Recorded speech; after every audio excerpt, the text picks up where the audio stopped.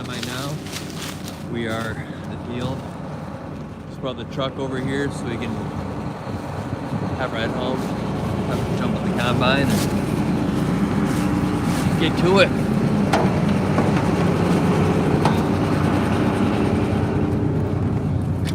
It's a little chilly. If I were smart, you know what, I might do it. I'm gonna wipe off the glass. 1 second, guys. Grab my handy dandy glass wipe here. There we go. I'm trying to get wipe all the dust off this glass. That way you guys have a better view as we're combined. All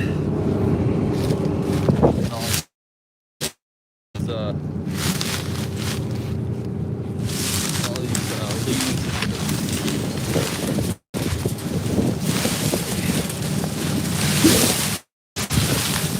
There it goes. Look at this combine up and going here in no time. Just gotta wipe the window off. I should have held off on starting the stream. Done my maintenance beforehand.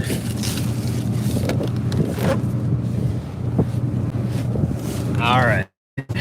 One more window and then we're good to go. All right, let's roll. Brr.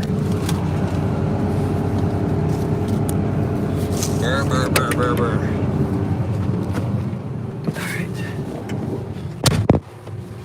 Oh. Here we go. Whew, let's turn the heat up. One second, guys. Count to 7. We're gonna be rolling. 1, 2, 3, 4, 5, 6, 7. Yeah, let's go.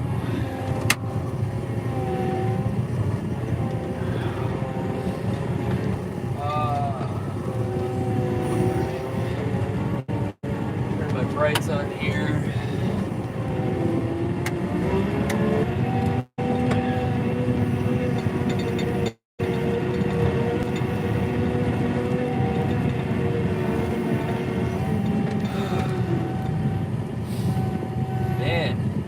It is chilly outside.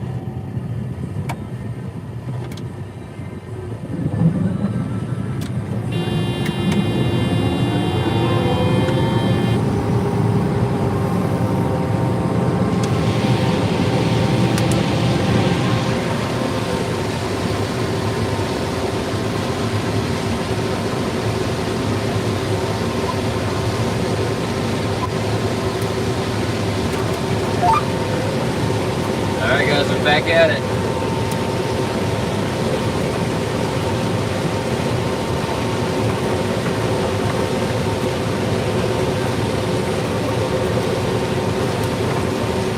Kowalski, how you doing, man? Are you actually in Poland right now? I'm guessing Kowalski is, Polish. I'm guessing you're in Poland, or where are you from? Rowan! Dude, so Rowan is actually my son's name. He just turned 4 in October, so pretty stoked to see another Rowan in here.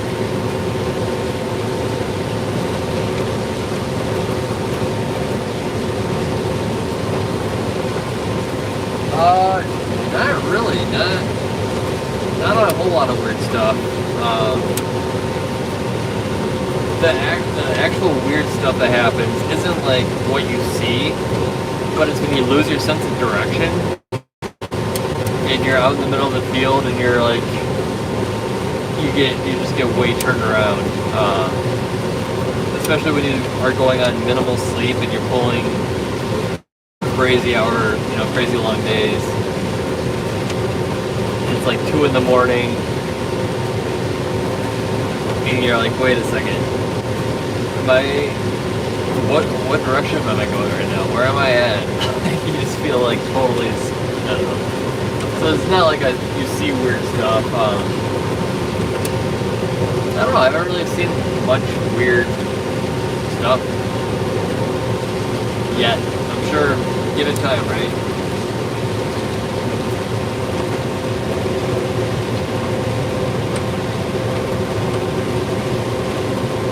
Dude, Rowan is such a strong name, dude. I don't know. I was a huge fan of the name Rowan. Hence, you know, naming my kid Rowan.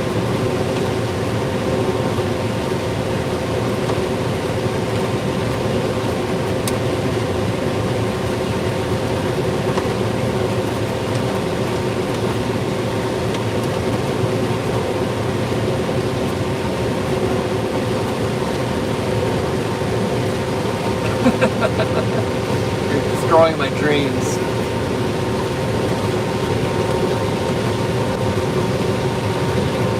Rowan.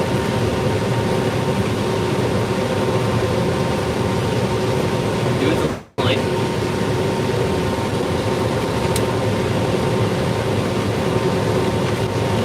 Your name's Jason? You and everybody else. It's like one of the most common names. Honestly, Jason is like a... okay, yeah. Jason's a pretty sweet name, I don't know. All the Jasons I know are really cool guys, too.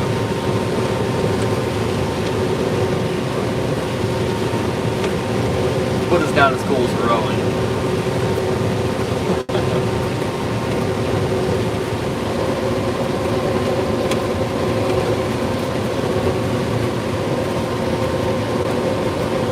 Oh, my windshield wipers are away. Sorry about that. Let's get this, whoop. There we go, much better. Alright, I gotta stop here. We got our grain carts here parked in the center of the field. Because, it's a two-man show tonight. So we don't have anybody to run the grain cart. And so we parked our grain carts in the middle of the field. That way I could get... I can make one full pass and my combine will be full. That doesn't really work, you know, logistically, so we had a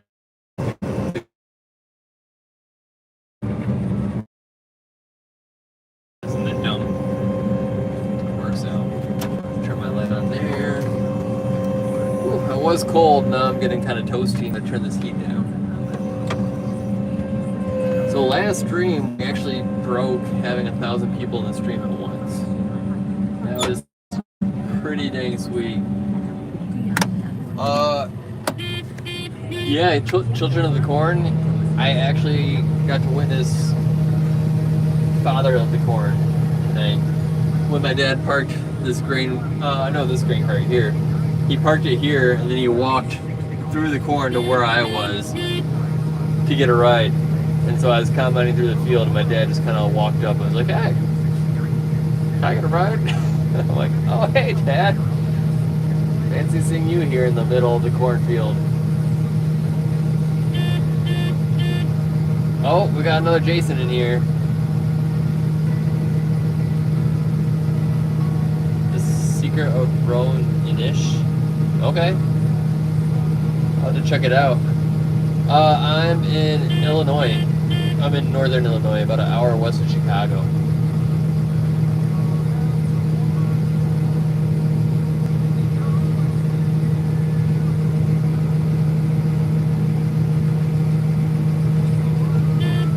Texas, alright. Cheers, man.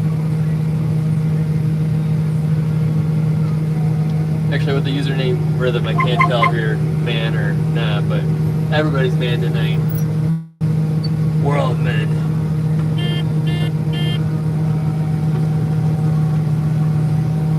Not really. But either way, cheers. No, so we don't do a whole lot. We do corn, soybeans. I actually just planted my first wheat crop a week or 2 weeks ago. 2 weeks ago. Sorry, bad joke. So we do wheat now, just a little bit. So corn, soybeans, wheat, and then we do 10 pumpkins or 10 acres of pumpkins, squash, gourds, sweet corn, zucchinis, all sorts of yellow squash, or no, sorts, yellow squash, cucumbers, pickles, That's about it.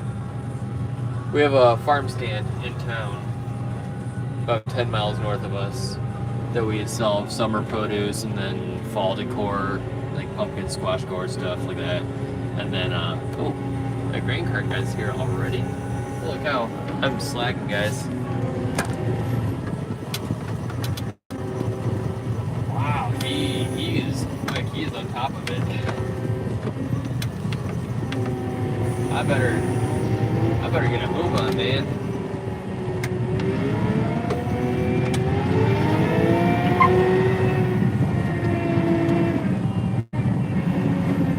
I'm sloughing, guys. You guys are distracting me. And then we do Christmas trees during winter.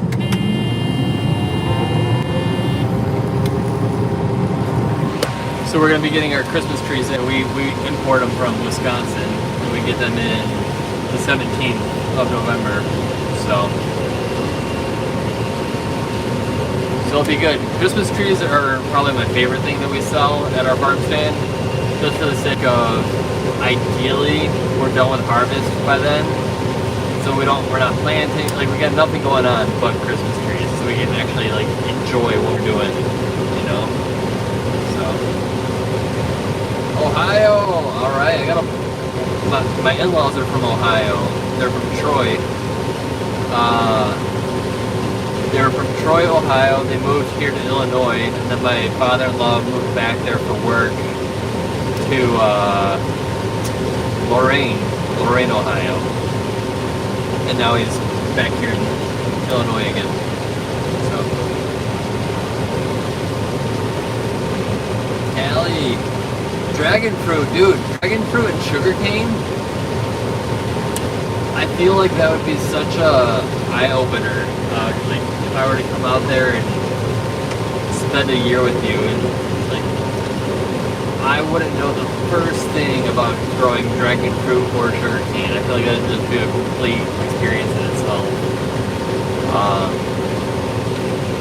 When I was in Cali, years ago, I saw my very, very first orange tree. Like I mean, believe it or not, I've never seen an orange tree in my 36 years. I guess it was 33 or 34 when it happened, but man, I freaked out.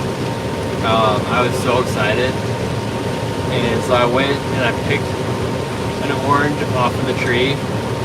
I mean, I figured the farmer would be okay with it. I don't know. I went and picked the orange off the tree.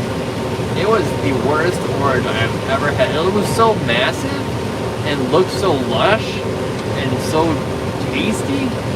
I peeled that sucker and I stuck a slice in my mouth and took a bite. That thing tasted like a straight up grapefruit. It was not a grapefruit, trust me. Before you say it, it was not a grapefruit. But that's what it tasted similar to. I don't know. But still, I was really excited. I went to college at Northern Illinois. I did not go to. Surprisingly, I did not go to Northern Illinois University. That is actually where I'm from, though. I'm from DeKalb, where Northern Illinois University is. I went to Western down in Macomb.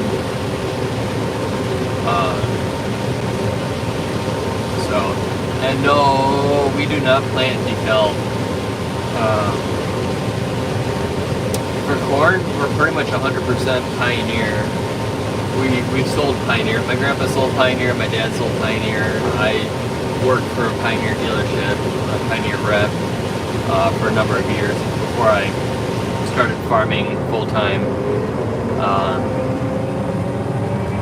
Yeah, Pioneer's just always been good to us. So, if I were to plant a different seed company, I would probably go with family-owned. Like, I don't know. I like that idea, and they do have good corn. I mean, obviously they need to have good corn. I'm not gonna grow Wiffles just because it's family-owned, but they've got good corn too. So. I'm definitely not opposed to DeKalb either. DeKalb's, I mean, right up there with Pioneer, right? They've both got phenomenal hybrids. And DeKalb, you can't see it, but the road that is at the end of this field, if you get on that road and turn left and drive for a quarter mile, half mile, probably half mile, you run into where the DeKalb seeds originated. So, like, literally it's on this road that we live on. Carbondale, alright, yeah. I've only taken a train through Carbondale. I'm pretty sure there's an Amtrak that goes through there, right? Carbondale? I could be wrong. I don't think I am, though. So I used to take a train from Mendota to Macomb for college, and the train would go through Carbondale. Hey, where'd our road go? Man.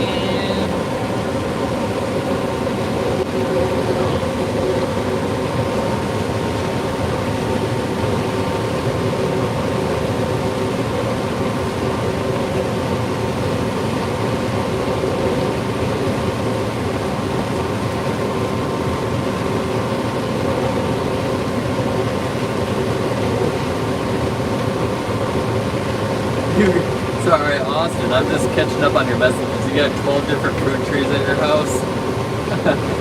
That is awesome. We've got 3. We've got pears.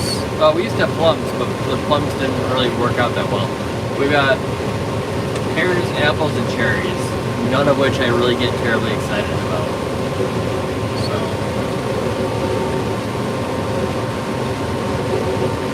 Yeah, Raised Outdoors. Yeah, it's a 9610 that I'm running. So we used to run 9500s. That 9500 was all I knew.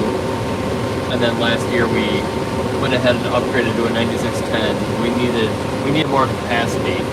We were running 8-row, this same head, this 8-row head on a 9500, which 9500 is meant for a 6-row. And so we're taking 2 rows more than we were supposed to, and then we're, with the yields nowadays, it wasn't built for these yields, it wasn't built for 8 rows, and we were throwing both at it, and it just could not keep up. So yeah, we went up to a 9610, and man, we're loving it. So it'd be even better if we had a rotary, but beggars can't be choosers. I'm not going to spend an extra 40 grand just to have a rotary. So capacity was what I was going for, and capacity is what we got. So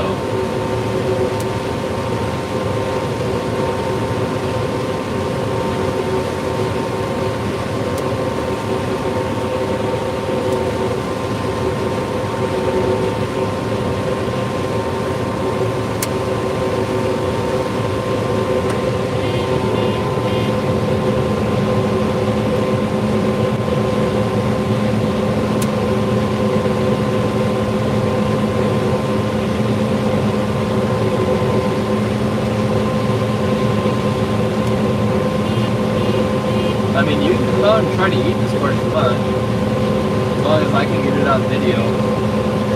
I would love to try to eat it. Then, that being said, I mean, I have ate my fair share of field corn, just, guessing the moisture, trying to decide if we should kind of bite it or not, that kind of thing. You bite into it and see how dry it is. But it's not really something you actually want to have at dinner time. We'll have that for you though in July, August, September.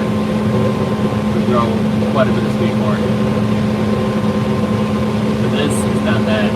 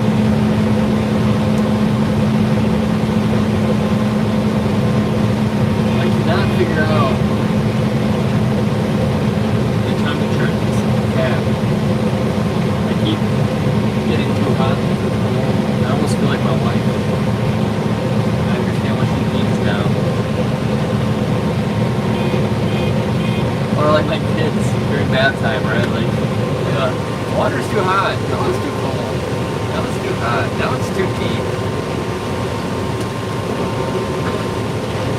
It's a Calvin and Hobbes reference. If anybody caught that reference.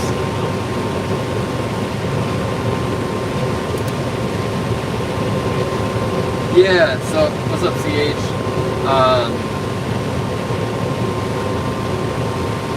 That was an alarm. So I've got a buzzer that goes off when my grain tank is full, but the buzzer you were hearing was going off because I had my unload auger on. It was letting me know that I was dumping corn out. So, because there have been times where people have left that on and took off driving and they're combining through the field and they're just dumping corn on the ground. So they're smart enough, they added a buzzer to let you know that you're unloading corn. I don't know. How long does this take you to complete?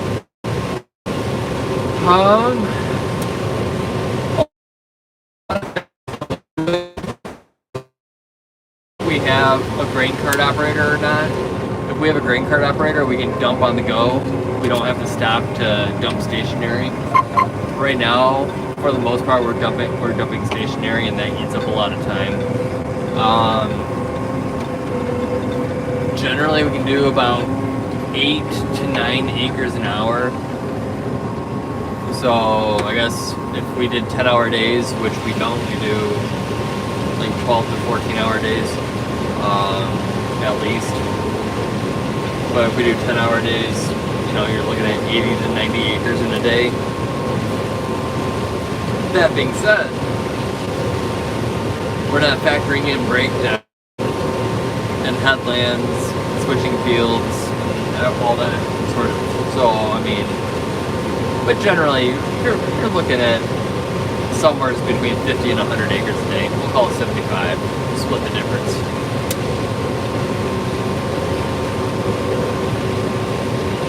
We finished our 44-acre piece today, and we are, let's see here, 16 acres into this field.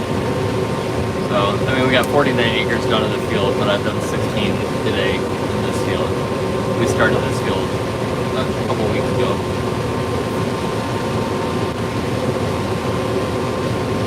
Tip, no, not necessarily. Soybeans are definitely better to do during the daytime, but corn, you can pretty much do corn 24 hours a day. It really makes no difference. It shells the same. As long as it's not too wet. Like if we got a rain for, you know, if it rained for 5-10 minutes, well, we probably get rained out. If it only rained for like 2 minutes, we might be okay. The rain will saturate the plant, obviously. You know, when it gets wet, the ear doesn't come off the stalk as willingly. And so when the ear hits the gathering chains on the corn head, I don't know, I saw a low battery pop up on my phone, so I don't know if that broke it up. But when the ear hits the gathering chains on the corn head and the plant is saturated, the plant doesn't want to let go of the ear. And so it kind of explodes and kernels go flying everywhere. So that is one reason why you don't want to combine corn when it's too wet. The other is the leaves on the corn plant will actually kind of coat your sieves on the back of the combine. And sieves are kind of like a grate that let corn go through. It kind of like pulps through the grate where other stuff can't. And if you've got the corn leaves covering up the grate, well then the corn can't fall through, and then you start shooting corn on the back of the combine.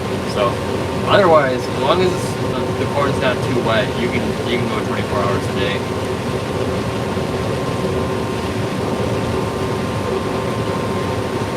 Appreciate it, Mark. Animal-wise, no, not really. I mean, I have seen animals, but nothing nothing crazy. There's been where are you going? Is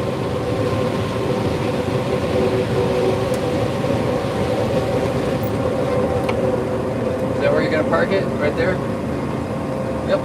He shut the lights off. That's where he's parking it. That works. Lots of rabbits, which, like I said, not that exciting. Some possums, some raccoons, one deer, a couple coyotes. Nothing exciting. Alright. Like I said, we're dumping stationary though.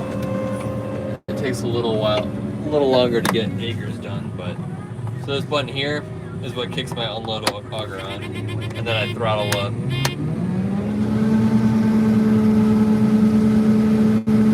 I think I'm gonna plug my phone back in. Any porcupine?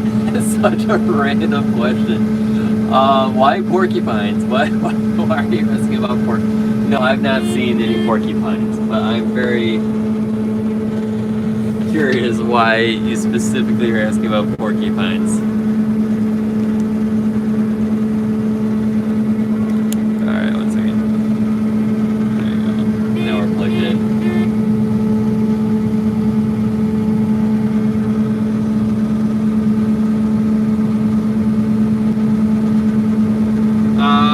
Yes, my corn is GMO. No, we don't have any livestock. Oklahoma, yes, dude. Hell no, why didn't you say so earlier? Oklahoma, I've been there once for my buddy's wedding, and the nicest people I've ever met. Like, it was unbelievable. Like, Southern hospitality is real, man. Like, it didn't matter where I was, like, they're complete strangers. Like, I walk into a gas station, they're like, oh, hey, how you doing? How you been? How's your family? I'm like, I don't even know you. You're a gas station clerk, and, like, I mean, my family's doing good. Thanks for asking. What? Like, oh, yeah, well, here's my number. We should hang out sometime. Like, I don't know. People are so nice in Oklahoma. Like, it is genuine, too, right? Like, I don't know. So, the funniest story, so it was my buddy's wedding that I went to. Oh, don't trespass on their property. But so he's a firefighter in Oklahoma, but I met him playing World of Warcraft. So we were in the same guild, and we we just did a lot of late night WoW playing together, and while you're playing, you're talking about life, and you're talking in the voice chat, and you bond, right? So we spent a lot of time playing games together, and we just developed this kinship through World of Warcraft, as dirty as it sounds. And he, over the course of 4 or 5 years, he ended up becoming one of my best friends. And yeah, we went through life together. He was engaged, and then him and his fiance broke up because she had an affair with, she had an affair, so they broke up, and then he started dating another girl, and that's who he ended up marrying, and that's, it's so silly because it's a video game that you met through, but then I drove out to Oklahoma, and that's where we actually met in person first time. Was at his wedding. It was awesome. I don't know. Really weird. I never thought that I would be the guy that meets a friend through a video game and actually travels to go, but I did it. So.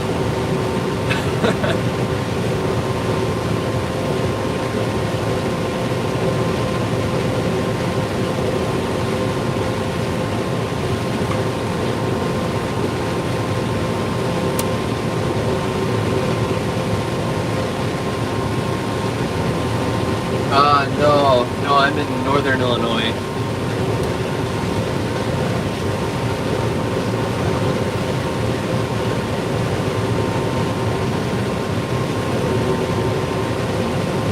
It's a 8-row. It's a John Deere 893 corn head.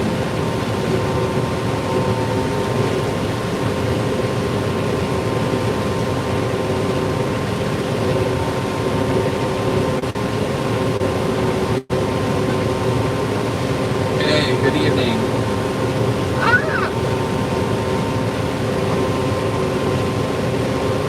I forgive you, Talano. Just don't let it happen again.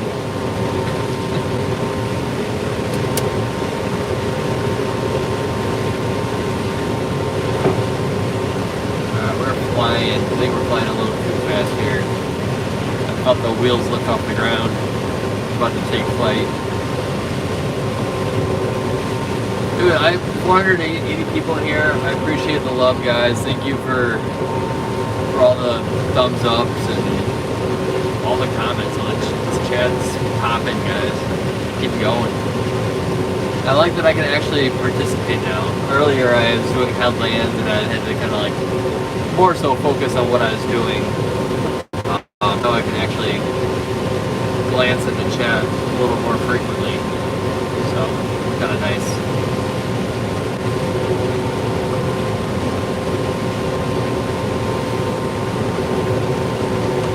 No, you know what, Tom? No, you're cool. You get 3 mistakes. I'll give you some grace, man. Even though you asked if I was from Kansas. Honestly, I don't even know if that's a bad thing or not. I'm sure people from Kansas are cool too. Probably a lot cooler than most people from Illinois. Depends on where you're at in Illinois.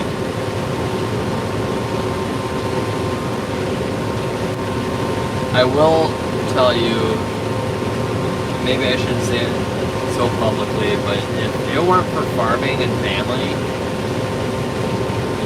I would probably find a different state. I don't know what state I would find, but Illinois is not my number one.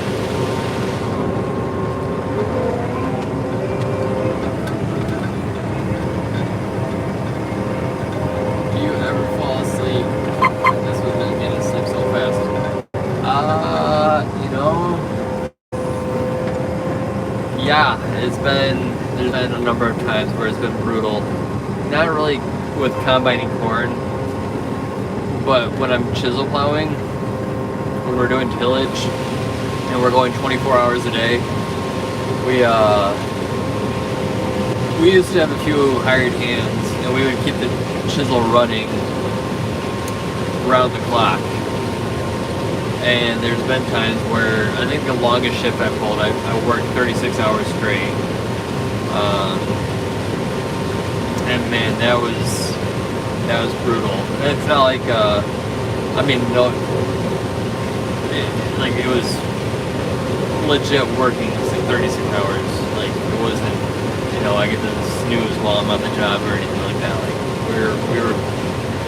we were pushing to get it done. There was rain in the forecast, and we had a job to do, so we just pushed it as hard as we could. And man, that was I think I slept for like a week once that rain hit.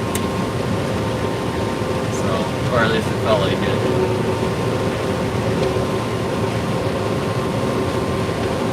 Yeah, hair metal. That is a new. I'm trying to figure that out. There are kernels flying, and I'm trying to get it dialed in as I'm streaming and talking. I'm trying to figure out what my issue is here. So I can tell you what the issue is. The auger on this corn head it's supposed to have flaps that help push the corn into the feeder house, and we haven't had flaps on it for years. Like, I don't think I've ever seen them. Like they wore off, they fell off, whatever. I don't think I've ever seen it with a flap on it. But we were having issues today, and we're like, well, maybe if we put the flaps on, that will fix our issues. So we went to Deere, we got the flaps, we put them on, and it fixed our issue. But now I've got kernels flying all over the place, and that's not ideal. It's no bueno para nada. So I'm trying to play with my speed, trying to play with my header speed, trying to play with my deck plates, oh yeah, I'm gonna do my deck plates a little more, 1 second. Tweak back just a smidge. So, I don't know, I haven't found the magic button, but yeah, there are kernels flying. It's like a celebration that I'm combining corn. I don't know. But yes, astute observation. It's not very ideal. And I feel like it's hit or miss. Like it's not, I feel like it's worse in some places and better in others. So,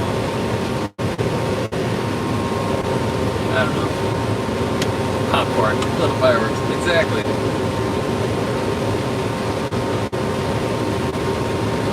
Yeah, honestly, I would not be upset if the flaps fell back off.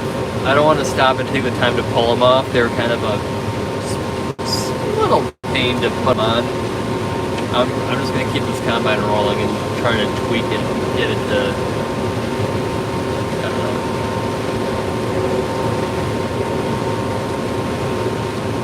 I'm not stopping now. It's almost 9:30. I can go for another hour. Take the flaps off in the morning if we need to.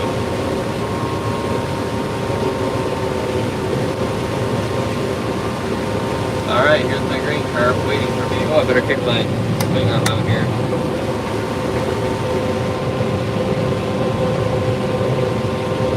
There it is. Alright.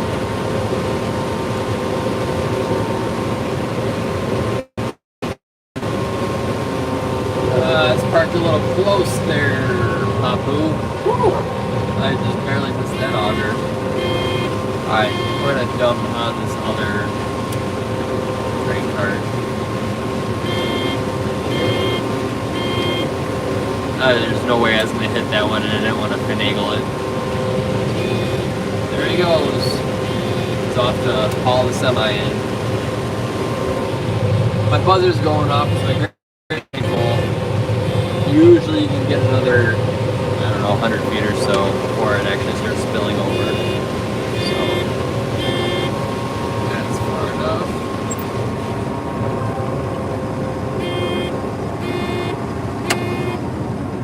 I really I am driving. I have GPS on this thing, but I typically try to drive it myself with corn. Soybeans I like using the GPS.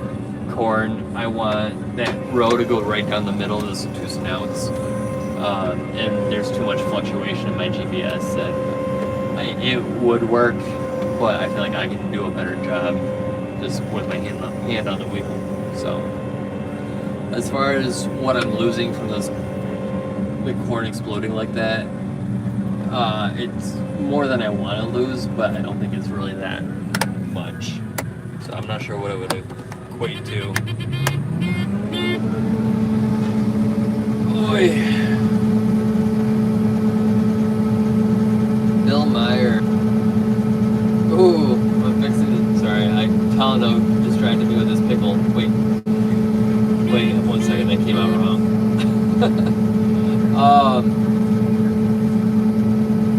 How many bushels per acre?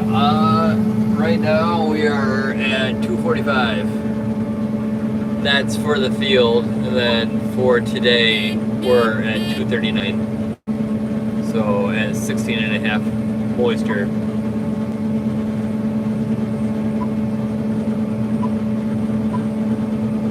Let's see here. So there's our field. There's the perimeter. It's oh yeah, sorry. This is part of it too. So this is what we've already done. This is a smaller section of the field.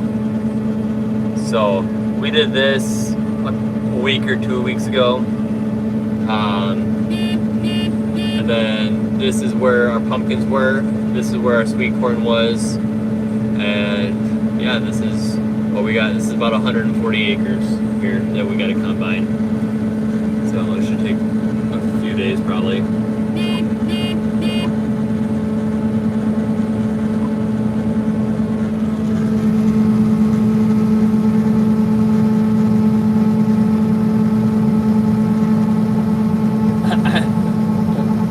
would be yelling at the grain cart driver, but there's no driver. I yelled at him too much. He quit and went home. He said, forget you guys. My wife doesn't yell at me as much as you guys do. I'm going back to her.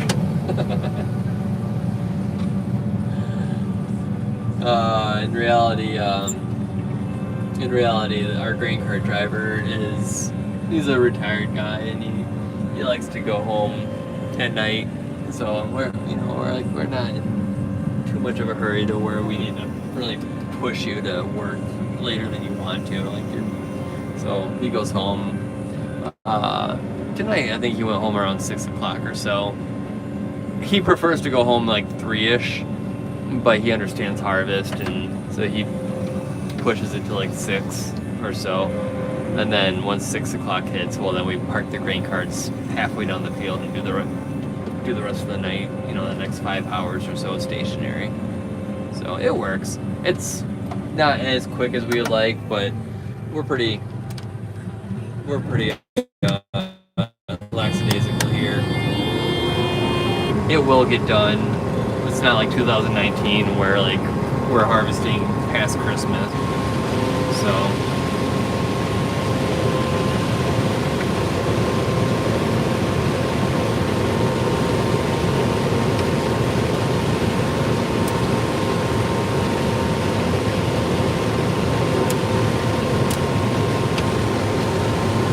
I will say these kernels are kind of driving me crazy though.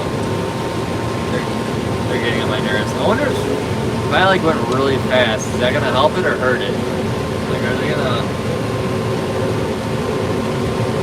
Here we're going 4.1 miles an hour. I can't tell if they're popping out more or if it's just. They are definitely popping out still. How many acres do you farm? We farm about 1,200 acres. 600 of corn, 600 of soybeans. Except for next year, we're going to take 50 acres, or we took 50 acres on the operation from corn, and we're planting it. It's planted into wheat. So now we're going to be 550 corn, 50 wheat, 600 soybeans.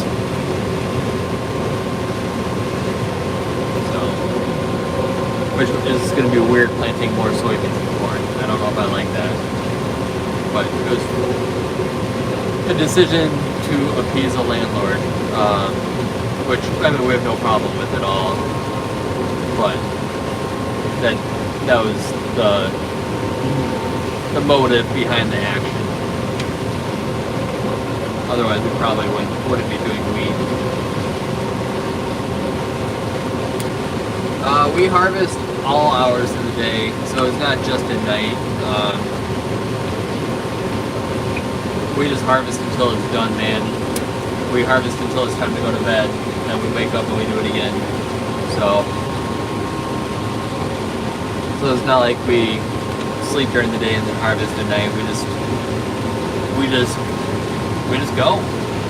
With corn, you can just go. So as long as it's not too wet. We want to get it done.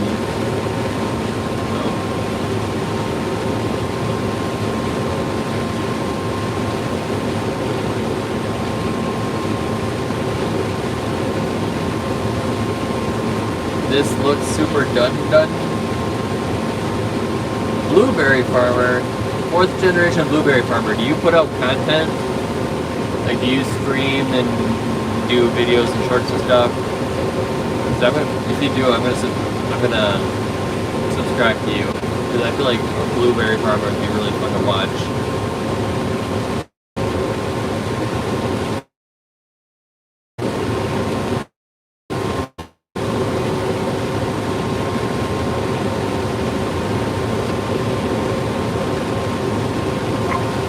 Yeah, soybeans aren't.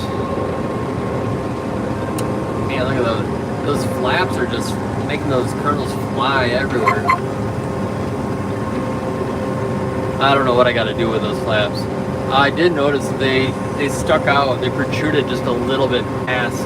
Oh, this is a wide turn. I think I can still make it work.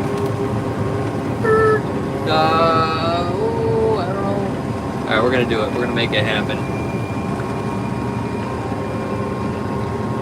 There we go. We're good.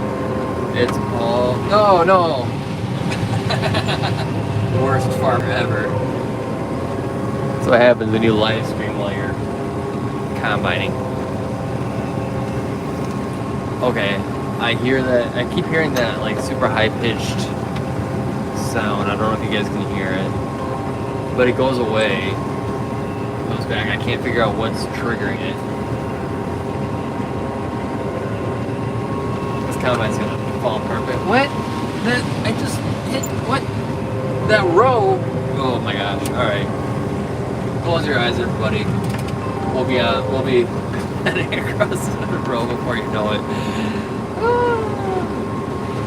Guys, when you spend too much time in the cab alone by yourself, you just give me a little grace, okay? I understand there's almost 500,000 people watching, but give a little grace. Alright, let's go.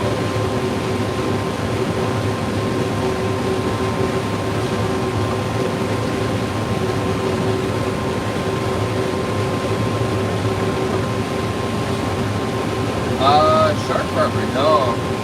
Oh, Blueberry, you responded. Let me scroll up real quick. Let me set my GPS so I can see your Blueberry chat.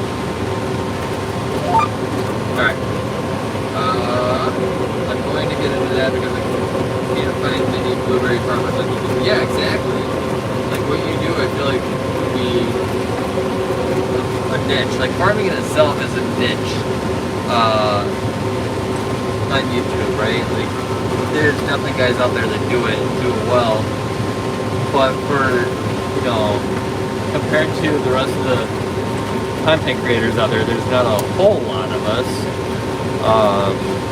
Especially not ones that do it well.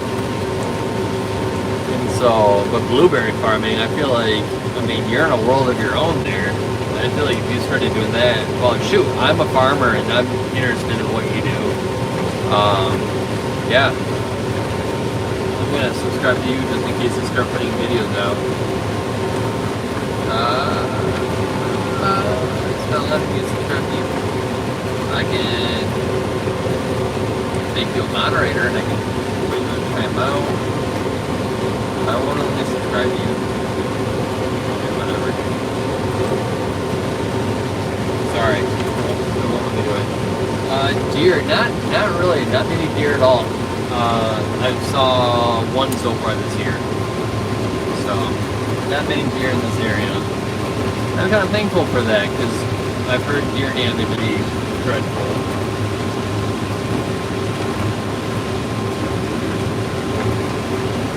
Alright, we're going to try slowing it down just a little bit. Go back to like 3.3 and see if these kernels fly a little less.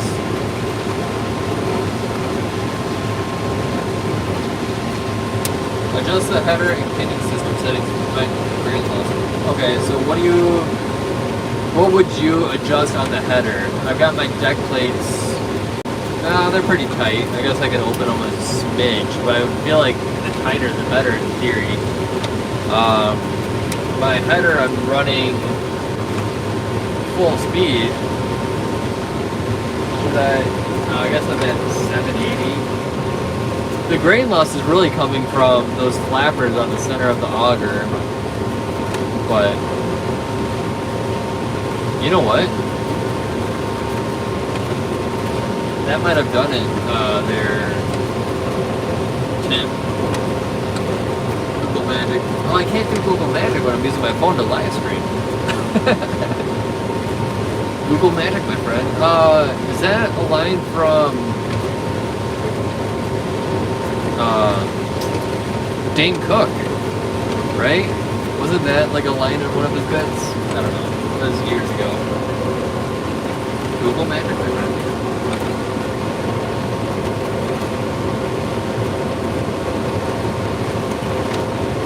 Oh, you did Google Magic, okay.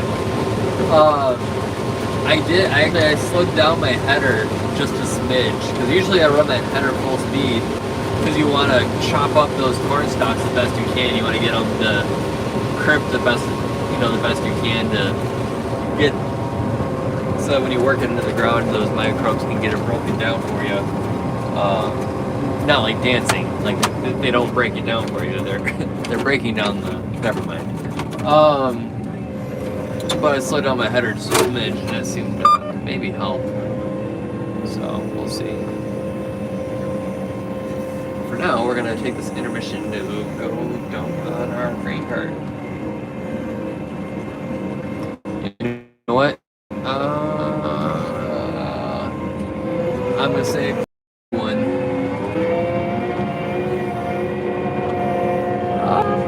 Do I have corn in there already or no? I can't tell. Whatever. I'm going to the big one. The big one. Yeah, okay. So it was actually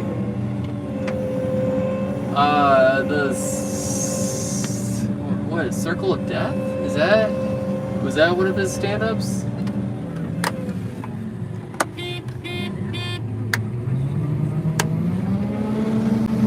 I think it was Dane Cook's Circle of Death, right?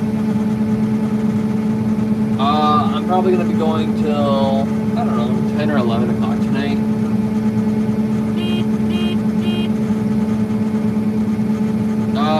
We're out here during the day too. I usually wake up around 6 o'clock or so, unless my kid wakes me up before that. Get the kids ready for the day, whatever that means. They go to daycare a few days a week, and then my wife works, she just cut down to part-time, so she works 2 12s, which is nice, so we'll take a day off daycare that just happened. But anyways, I get up at 6, get the kids ready for whatever day they're gonna have, and then head out here, and yeah, we do it during the day too, day and night. So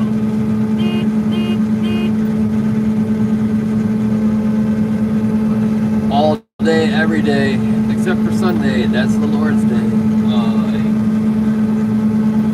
Sundays, I'll make it a point to get to church, and then after church, we hit it. So, but you know what? Sundays always seem to be the days that you break down. I am not kidding. I feel like if you work on a Sunday, you're gonna break down. I don't know. There's something about it. I don't think it's. I don't know.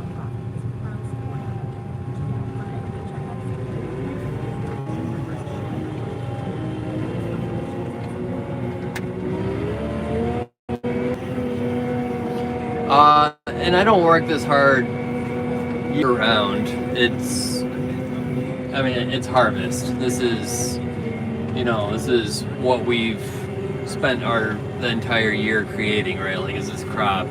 And so you want to get it into the grain bins, you want to get it harvested and stored as quick as you can, just in case you get weather that comes by, like a massive wind comes down and just lays the field flat, or soybeans you can't combine if they're too wet, so if it rains in the forecast, or there could be anything. And so you bust your butt to get the crop in as fast as you can, just so nothing can happen to it before you can get to it. So, but I typically, I don't know, it's not normally this crazy, especially during the wintertime. Wintertime is a lot more relaxed. Yeah, absolutely, Blueberry.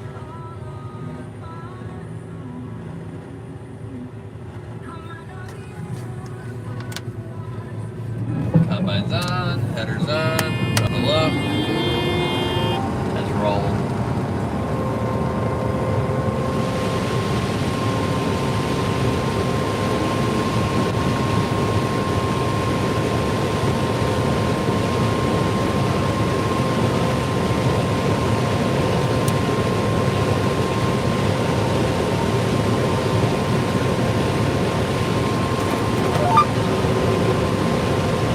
No, Sam, man, I'm up in northern Illinois. Northern Illinois. The retired guy that's working for us, though, is from Louisiana. He's got a nice southern drawl. Nicest guy. You know what? I'm still seeing. Okay, yeah. See, GPS doesn't work. It doesn't do as good of a job as myself. Or maybe I sped the header back up. Maybe I need to slow it down again. I speeded up without meaning to. I just instinctively hit the button to speed the header up.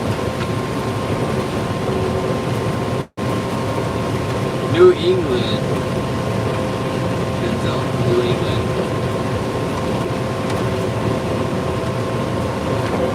Yeah, this thing's a beast, man. I love this combine. We just picked it up last year, and it's a monster.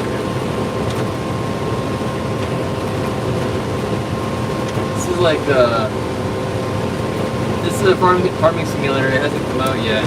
It's I think they've got a release date for 2030. So it's really, the glitches are bad though, man.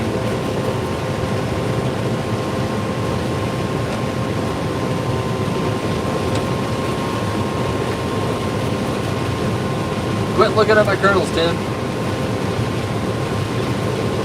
Just do what I do. Just close your eyes and drive. Say, GPS, take the wheel. I'm not looking. They're back, but they're not near as bad as they were, I think. I think they were worse before. I think we fixed it a little bit.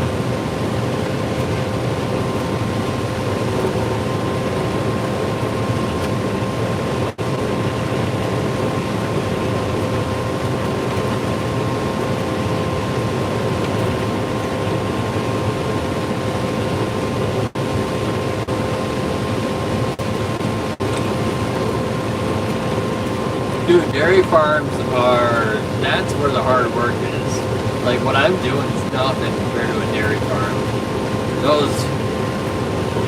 Like, if you ever get in a fight, you're like, you know, before I fight you, what's your occupation? They're like, I'm a dairy farmer. You better get out of there, man. You're gonna get you fucked in. Dairy farmers are no joke. That's real work.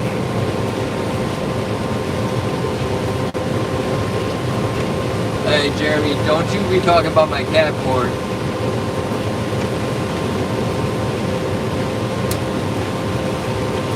I actually have not put any up there today. So that's a plus. Yeah, the day's not over.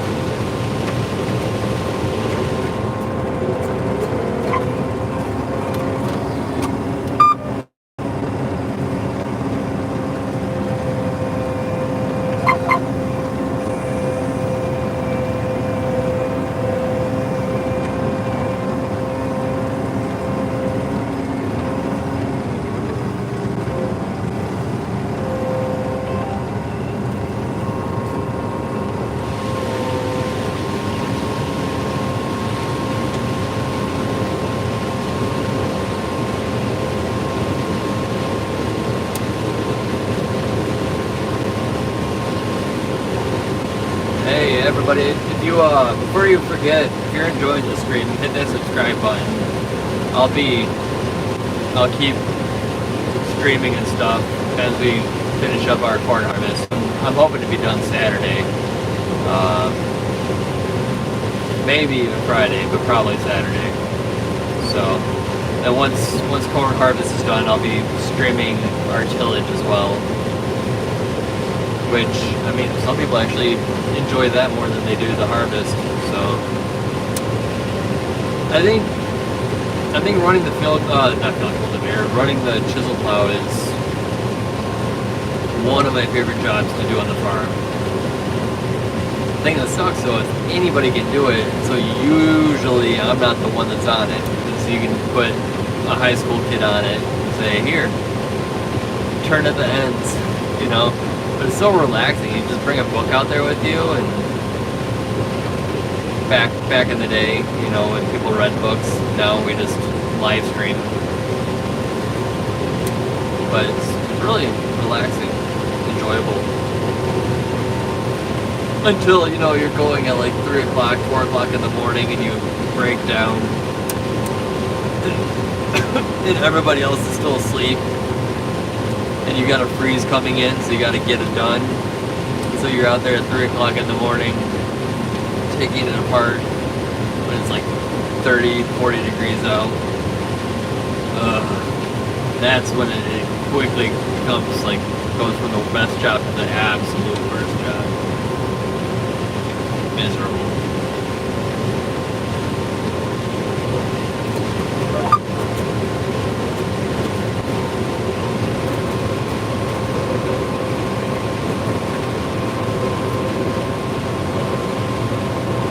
Yeah, we got a dairy farm just north of us in town that went robotic. He does do tours and stuff. He brings people on and shows them. And I've been wanting to go over there, but I haven't seen it yet. The Surge Milker was actually invented where I'm at by Babson Farms here in DeKalb. Tim, I think I really don't know how late I'm going to push it. Usually 10-ish is what we call it. And we're coming up on 10-ish real quick. So I'd say it's somewhere between, I'd say we'd be done in about, within an hour.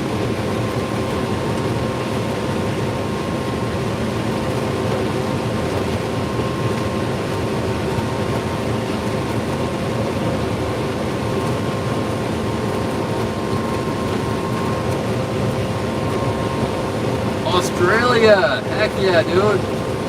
Aussies are... I feel like Aussies have the personality that I want. Like, you guys... I feel like all Aussies relatively have the same personality. That's not necessarily true. Oh, I guess there's a plastic bag there. Hopefully I went over it. But I went on a trip to Ireland and Scotland with a group, and there's about 15 Aussies maybe on the trip, and none of them knew each other, but they all seem to have the same personality. Like, you're very brass, very straightforward, you say how it is, no BS, you know, and it's not mean. It's not mean at all. You just call a spade a spade. And I feel like that's how it should be. I feel like we tippy-toe around each other way too much as a society. I feel like everybody should adapt to the Aussies' way of life.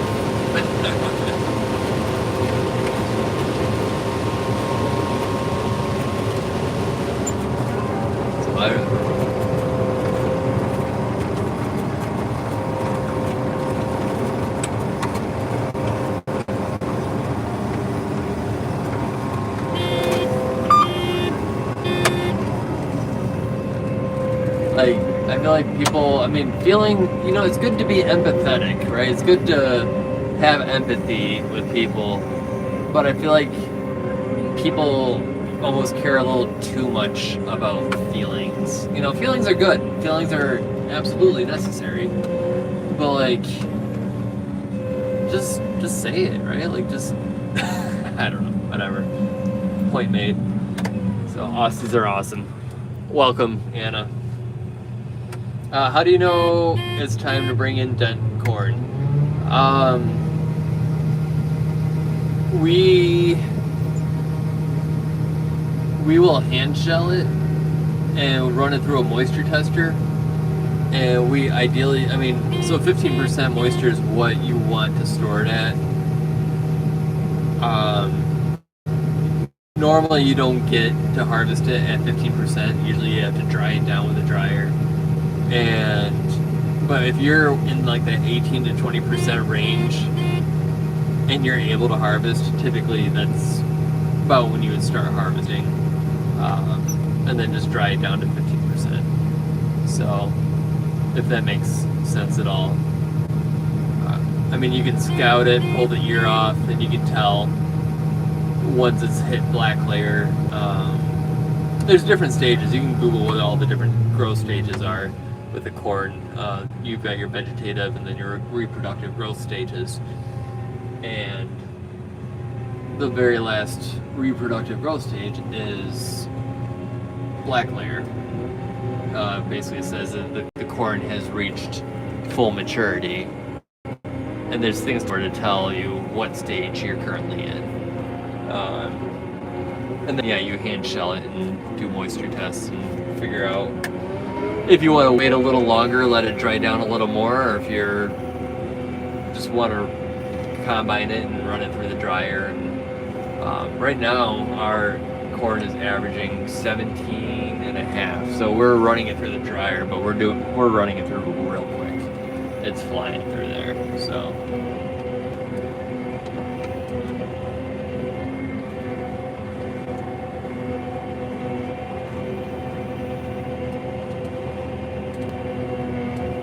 What's up, Mark?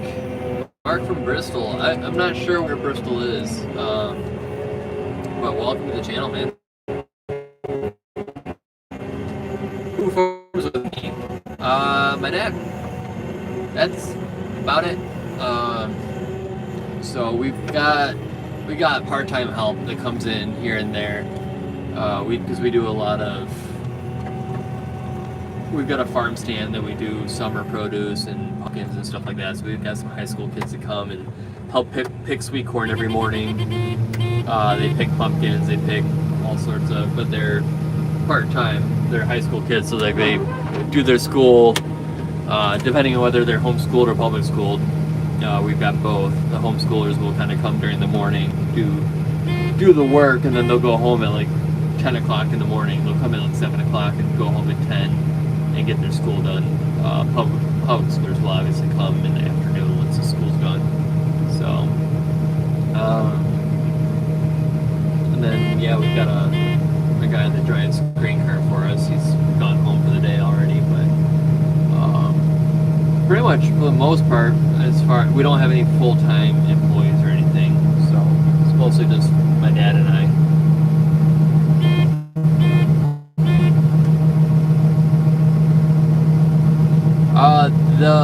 This cart is not an 800. So that cart up there is an 800. It's a Brent 874. This one, I don't know. It's model 500, but I don't think.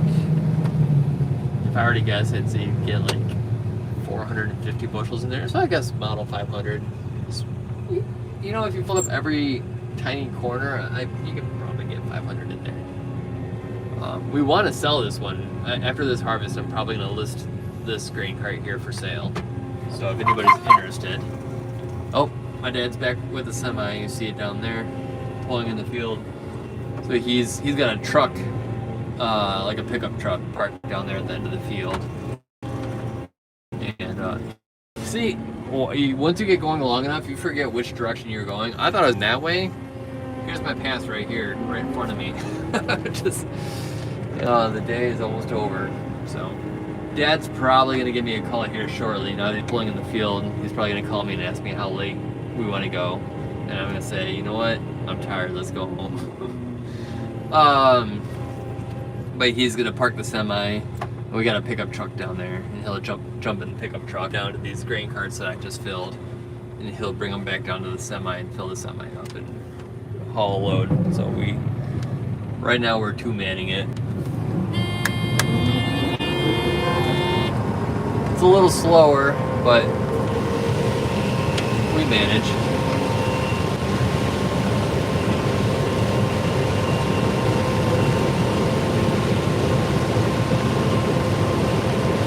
Oh, Yorkville, hold up. Let me hit my GPS. I'm going to scroll up in the chat here, because I 100% know Yorkville. I actually kind of wanted to move to Yorkville when I was in college. They've got a man-made whitewater kayaking course there.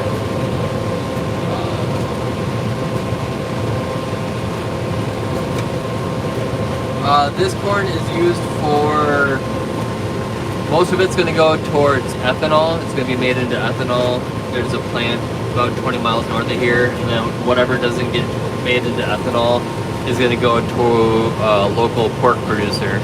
He's going to use it for feed. So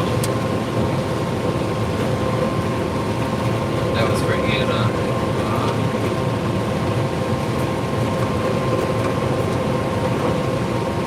How long to dry to get it to 15%? Bentley asked.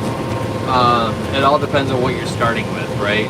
So like if you're combining 20% corn, you're gonna have to run it through the dryer a lot slower to dry it down to the 50%, where right now we're at 16%. So 16%, I could actually put it in the grain bin right now at 16% without drying it at all. And I can turn the fan on the grain bin, and just by turning the fan on, I'll just blow 1% of moisture out of the corn. So it all depends on what moisture you're harvesting at, and that depends on a bunch of other factors like maturity. Typically we plant nowhere later than 114 day.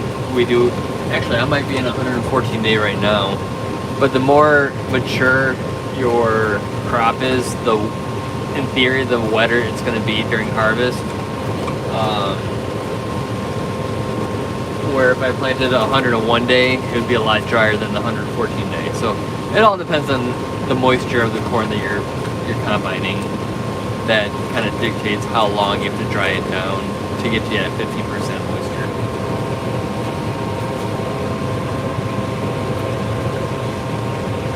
Alright, Mark. Bristol's right by Yorkville. That's what you're saying. Okay. Right on, dude. I can't believe I didn't know where Bristol was. If it's right by Yorkville.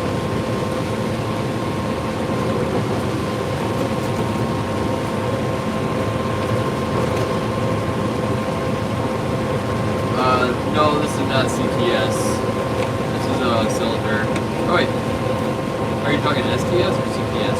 This is a cylinder combine. Alright. This is a 9610. Yeah, John Deere 9610. What's up, Brazil? Welcome. Oh, Plano. Yeah, dude. Okay. My southerly neighbor. Once upon a time. Plano sandwich.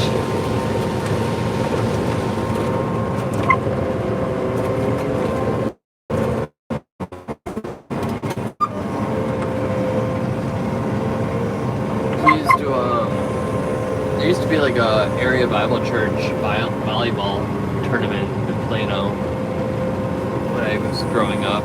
I was never old enough. They got rid of it by the time I was able to actually participate, but I went there and watched, and in envy.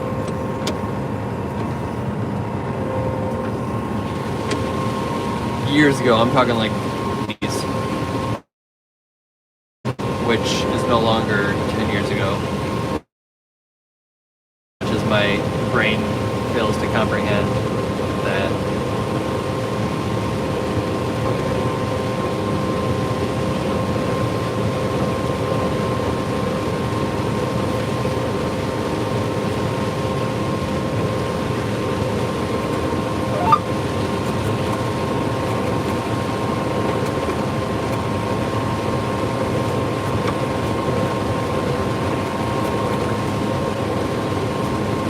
The grain cart, how much? I would have to do my research and figure out what it's even worth. I really don't even know what fair price would be. I know gravity wagons and such are actually going kind of cheap right now. I just sold a gravity wagon today for $2,000. It's a 400 bushel DMI. I don't know what a auger cart would go for. If I'm guessing, I would guess it'd be like 5,000 or 6,000. But that's literally, I'm just throwing a dart at the wall and seeing. I have no idea. No idea what it's actually worth. So I'll have to do my research. Goose hunt at cornfield. You can. You're not gonna get many geese though. Geese don't typically tend to come this way. But you know where they do like to hang out is the Lowe's parking lot. So, I mean, you can go hit up that area and you can probably get quite a few. Shoot, you don't even need to bring a gun, just drive your truck. You get like 5 at once.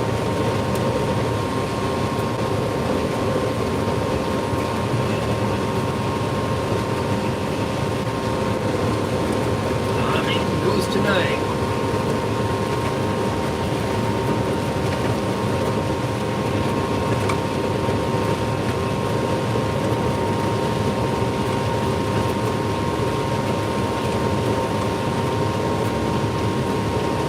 I was about to quote White Shrew when he's talking about goose grease, but I can't remember what he says about it. You know what? I don't see many kernels flying anymore.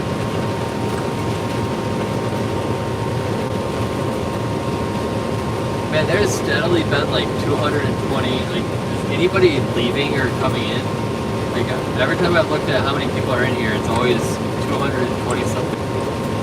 And, I don't know. I appreciate it, Battlefront.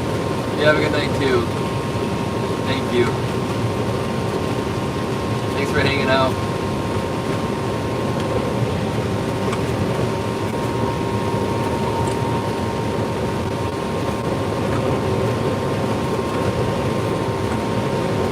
Yeah, it's about 10 o'clock. It's probably time for me to sign off too. Figure out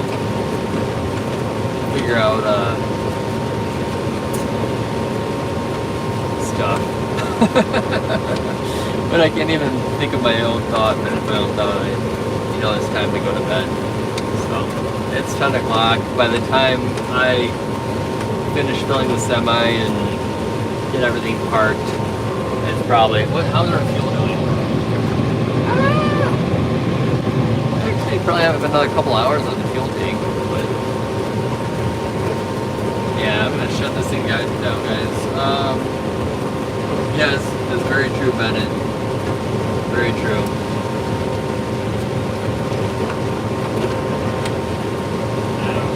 Hold up, I gotta go dump the rain guard.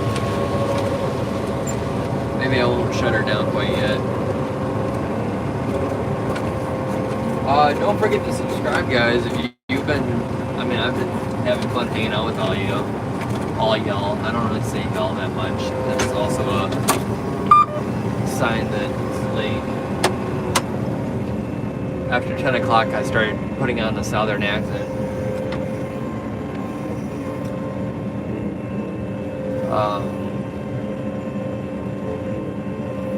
Easy Trail Model 500. Check it out. I'll have to look that up.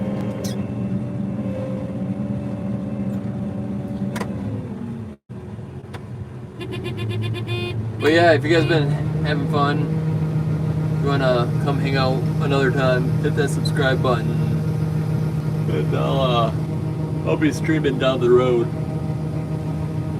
as I continue combining corn throughout this week, and then chisel plowing after that. So